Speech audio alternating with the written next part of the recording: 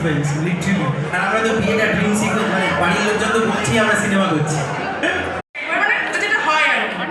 এবার ওই ওই জানলাটার মধ্যে উঠে ওই মাসির যে খাট মানে ভাই কে প্রপোজ করেছিল রে? বল বল জোরে বল। আচ্ছা ঠাকুরই করেছিল, আচ্ছা ভেরি গুড।